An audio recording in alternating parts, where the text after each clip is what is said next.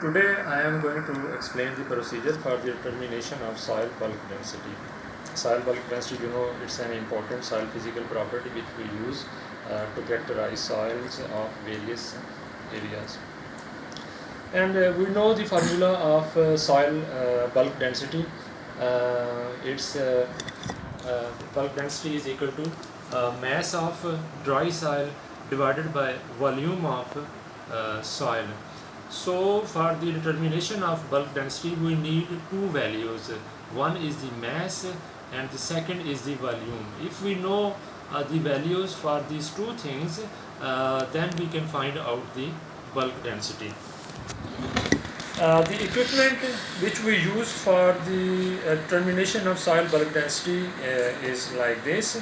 This is called the core sampler, and this core sampler is required for the determination of soil bulk density. This part of the core sampler can be separated, it can be detached, and this is called the core, and this part is called sampler. So the main function is of this part which we use for the collection of soil sample, and this sampler is just to facilitate in the soil collection. If we do not have this soil sampler, we can use just this core also for the collection of soil sample. We can continue our process. So it is just to facilitate the collection of soil sample. Furthermore, we can calculate the volume of this core also. Its volume can be calculated. We know the formula for the calculation of volume of any cylindrical object. Its the formula is volume of core is equal to pi r square L. So pi, it has constant value 3.14. R is the radius and L is the height of core. So these things are needed for the calculation of volume.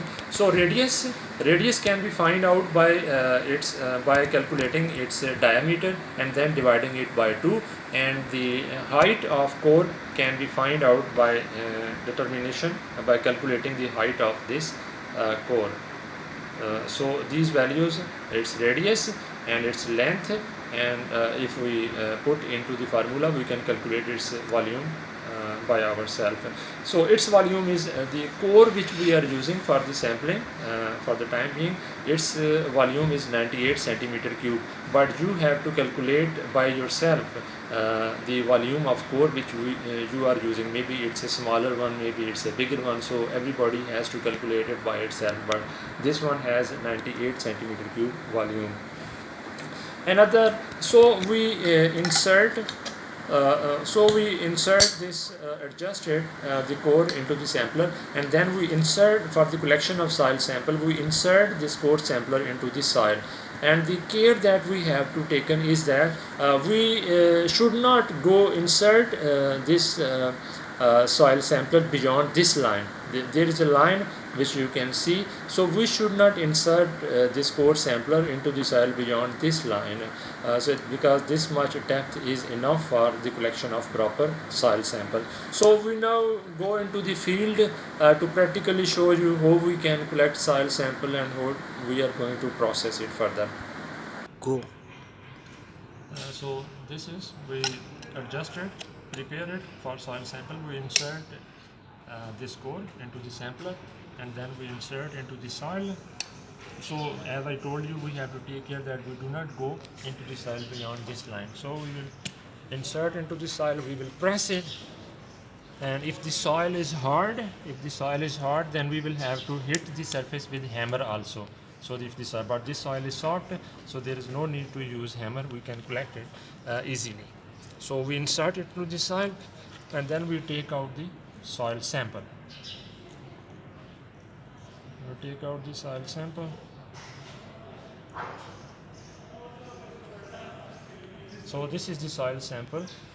So the care that we have to take care is that the extras, there should be no extra soil. The extra soil has to be removed from the core. We can use, for this purpose, we can use this paper cutter, we can use spatula, knife, anything which is available. So the soil sample should be exactly according to the size of this core, and the extra soil must be removed because we want the exact size of this soil, and it should be exactly according to the volume of the core. So this is the soil which is exactly according to the volume of the core. Now the volume of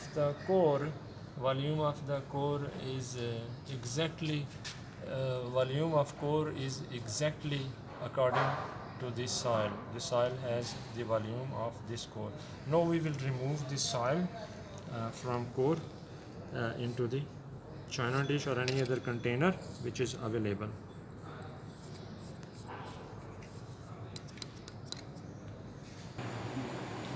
So this is the sample which we have collected from our field area.